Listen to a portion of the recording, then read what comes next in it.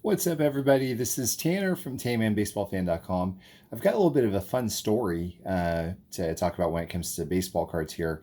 A little bit of a neat discovery. So it starts off with Goodwin Champions. So the first time, and really I think it's the only time that the set was made, was in 1888, and it actually houses a number of iconic cards, super iconic cards. But leading the way is this Michael Joseph King Kelly. This is quite possibly the most iconic, most beautiful 19th century baseball card ever to have been made. It's been said that the artist did the clouds and everything in the background because of his stormy personality. Um, it's just a beautiful card. It's just a little work of art. I mean, absolute masterpiece. So, 1888, this is when this was created. Now, in 2011, Upper Deck decided to resurrect this brand, and look who they chose to lead the way with. This is King Kelly, and the card is numbered to 1. It's a magician back, which, by the way, it's numbered 9. Um, and the magician back is extremely hard to find, and this is quite possibly, to my knowledge anyways, the only time that my two favorite guys intersect in the same actual complete set, same set of cards. 2011 Goodwin. Now, a little bit of a story on this Canseco. This is also the magician back. This is 7 out of 9.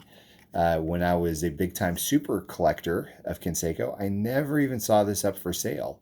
In fact, I think I first saw this card for sale a number of months ago, and I don't recall exactly what had happened, but it was a very it's something that I think I caught wind of like mid auction or something. So, anyways, I was able to grab it in the wee hours of the morning, and I was super excited about it. So we have the first time to my knowledge, and the only time to my knowledge, where Canseco and Kelly, so the two biggest stars 100 years apart.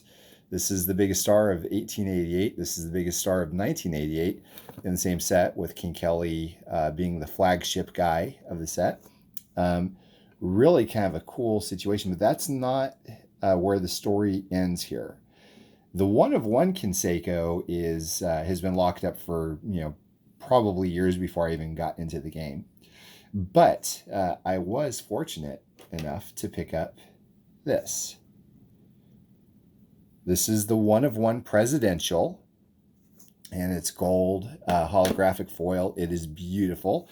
We are going to set that Canseco off to the side for a second here. We're going to display all of the King Kellys together, all the Goodwin Kellys. See, there's a Canseco. He's safe and sound over here off to the side. And what I'm going to do is I'm going to read to you out of Slide Kelly Slide, The Wild Life and Times of Mike King Kelly, baseball's first superstar. Let me see if I can get it in the shot here. Here it is. King Kelly, by the way, was the first baseball player to write an autobiography. This is not it. This is by Marty Appel. But he does quote his autobiography in here some. So I'm gonna find where I want to read real quick. I'm going to read a little bit and then show you something that'll be fun. Okay, so this is on page 89.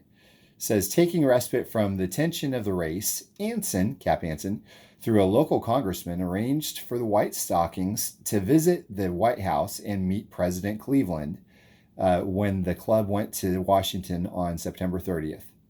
Anson then led his team from their hotel to the White House, where they were greeted by a presidential aide, Dan Lamont.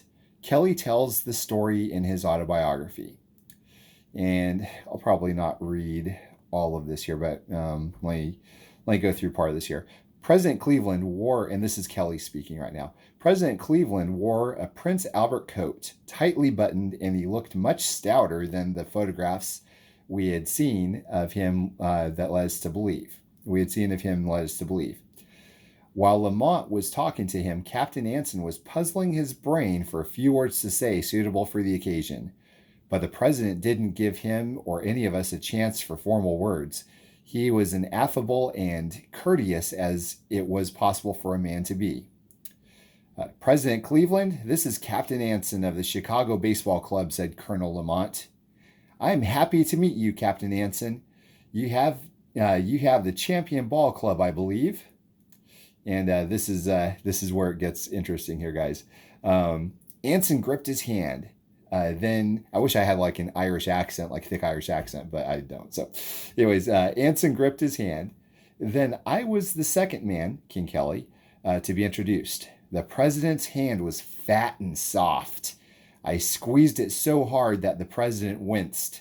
Then George Gore did the same. Burns gave the president another warm grip, and Dalrymple did likewise. When it came to McCormick, the president's good right hand was almost doubled up.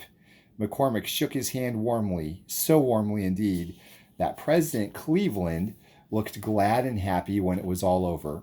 He would rather shake hands with 1,000 people than two ball nines after that day. He conversed with us for a good half hour. He spoke of the early days in Buffalo, so on and so forth. And at the end, he says, the president didn't shake hands again when we parted. He remembered the grip a few minutes before.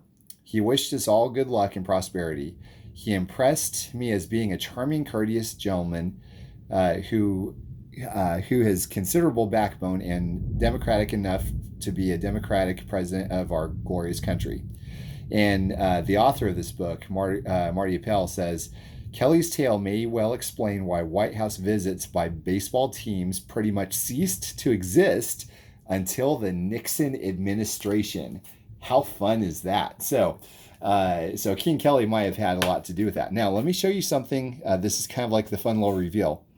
I mentioned this is the presidential one of one, right? Well, take a look at the back. There's Cleveland. One of one. I had never run across anything in any advertisement pieces or marketing pieces whatsoever about that tail or Upper Deck using Cleveland on the back for this at all. I just don't know. So, but every single one of one in that set has Cleveland, and it is all because of the $10,000 beauty, Michael Joseph King Kelly, squeezing the heck out of his hand. And quite possibly the reason why no baseball team, for the most part, was allowed to visit the White House since the Nixon administration after that. So, anyways, fun story, guys. I love that stuff. I never collect the newer cards of the old guys. I really don't care much for them, but this one I made an exception for, and I thought it was made for a fun story. So, and again, here's the Canseco and the King Kelly, King Kelly, King Kelly. Thank you guys for watching. Hope you all got a kick out of that. Have a great day.